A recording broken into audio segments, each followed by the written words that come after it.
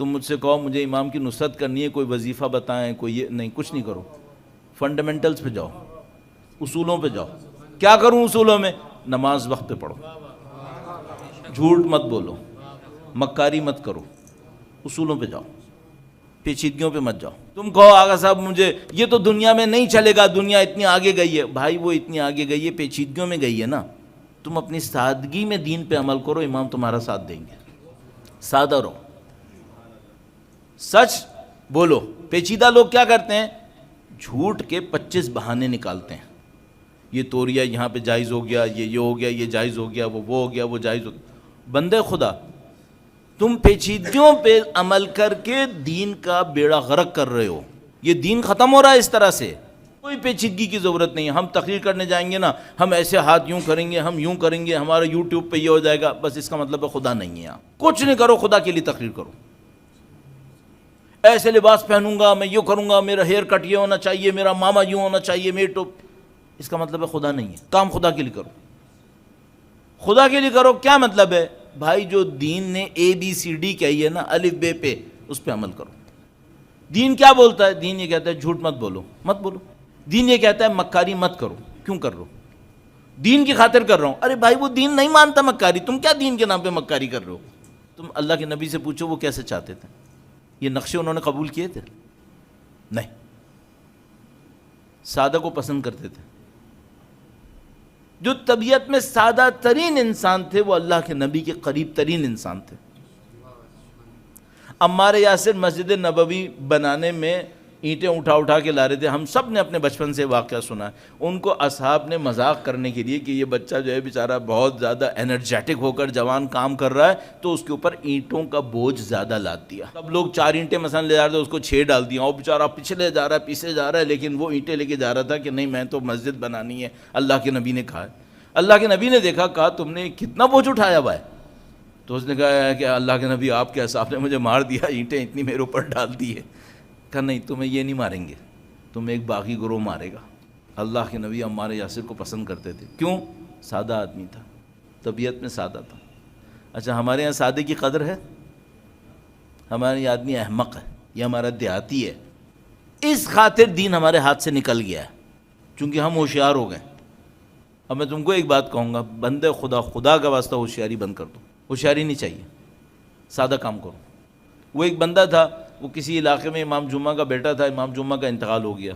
امام جمعہ کا انتقال ہو گیا، اس کو لوگوں نے کہا تم امام جمعہ بن جاؤ۔ اب وہ بیچارہ کہہ رہے بھائی میں کہاں سے امام جمعہ بن جاؤں، میں نہ کوئی دین پڑھا ہے، میرے بابا نے دین پڑھا تھا، میں نے نہیں پڑھا۔ انہوں نے کہا کون پوچھنے والا ہے؟ ایک بندہ آیا، اس نے، شیطان تو بہت ملتے ہیں ہر جگہ پہ، وہ آیا، اس نے کہنے لگا بھائی کچھ نہیں کرنا ہوتا، تمہارے بابا کو بھی میں نے دیکھا ہے، کوئی سوال پوچھتا ہے تو کہتا ہے میں کتاب دیکھ کے بتاؤں گا، تم بھی یہی کہہ دینا، رات کو کسی عالم سے پوچھ لینا، اس کو جواب دے دینا، صبح کو تم ٹہلاتے رہنا سب لوگوں کو، بھائی تو بتا رہا ہے تو میں یہی کر لیتا ہوں۔ وہ کھڑا ہو گیا، وہ جمعے کی نماز پڑھانے لگا۔ اب لوگ دیکھ رہے ہیں بھائی کو نہ خرات آتی ہے، نہ نماز پڑھانی آتی ہے، جمعہ پڑھایا جا رہا ہے، چل رہی کہانی۔ پھر ایک دن ایک بڈھا تھا، اس کو خیال آیا، کہنے لگا بھائی یہ احمق آدمی ہے، اس کو کسی نے شیطان بن کے سکھا دیا ہے۔ وہ اس کے پاس گیا اور اس سے کہا تجھے پتہ ہے کہ تیرا باپ تجھ سے راضی ہوگا، تو بول تو میں خواب میں تیرے باپ کو بلاؤں، ڈانٹے تجھے۔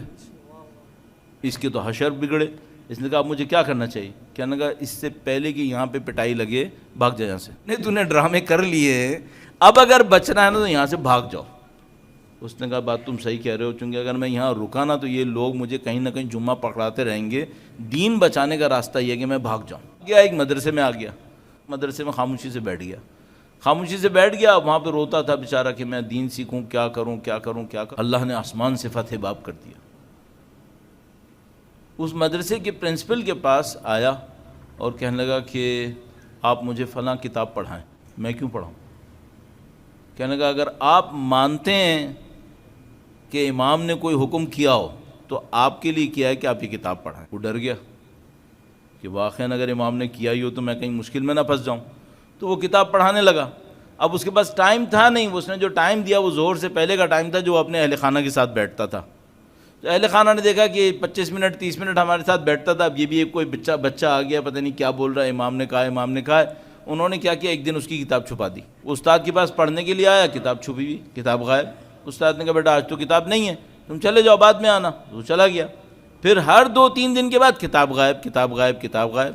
بہت پریشان ہوا، ایک دن آیا، اس نے کہا کہ کتاب تو نہیں ہے بیٹا، تم جاؤ. کہنے لگا نہیں کتاب ہے، فلاں جگہ پہ رکھی ہے، نکالو. کہنے لگا بھائی وہاں تمہیں کس نے بتایا؟ کہنے لگا آپ دیکھو پہلے کتاب ہے یا نہیں ہے. گیا وہاں پہ کتاب تھی، اس نے نکال لی. کہنے لگا کس نے رکھی ہے؟ کہنے لگا آپ کے فلاں گھر والے نے رکھی ہے. تو ولی اللہ ہے کیا؟ کہنے لگا نہیں ولی اللہ تو نہیں ہوں.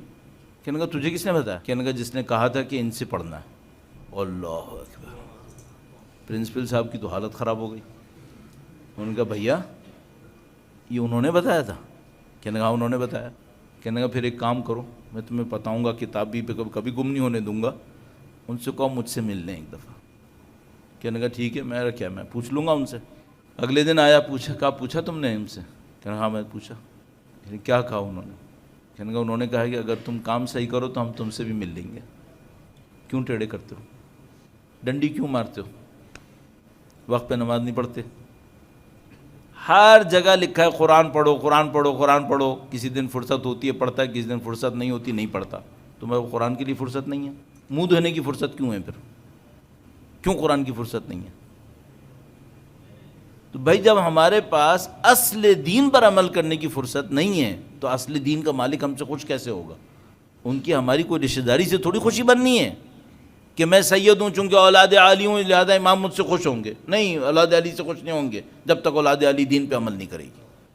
تم سے خوش ہوں گے چونکہ تم دین کے طالب علم ہو. ٹھیکہ لیا ہے کیا؟ دین پہ عمل کرو گے تو دین کے طالب علم ہوگے نا، ورنہ تم اپنے طالب علم ہو، اپنے نفس کے طالب علم ہو.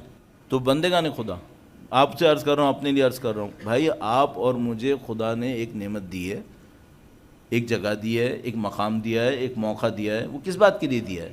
شہرتوں کے لیے نہیں دیا ہے، دولتوں کے لیے نہیں دیا ہے، نفسانی خواہشات کے لیے نہیں دیا ہے. اس نے ہمیں صرف ایک کام کے لیے دیا ہے، جو دین تم کو انبیاء کے ذریعے بھیجا تھا اس پر عمل کرو بس. آپ کہو گے مولانا وہ ہمیں علم کیسے ملے گا؟ مکاریوں سے مل جائے گا علم. تبلیغ کا موقع کیسے ملے گا اگر میں فلاں کے ساتھ چاپلوسی نہیں کروں گا؟ چاپلوسی کر کے اگر کوئی موقع ملا بھی تو میں تم کو گارنٹی سے بتا رہا ہوں ٹی وی کے اسکرین تو ہو سکتی ہے، تبلیغ نہیں ہو سکتی. اسکرین کے مالک ہو جاؤ گے. تبلیغ دین یہ نہیں ہے. تبلیغ دین طہارت کا کام ہے، یہ غلاظتوں کا کام نہیں.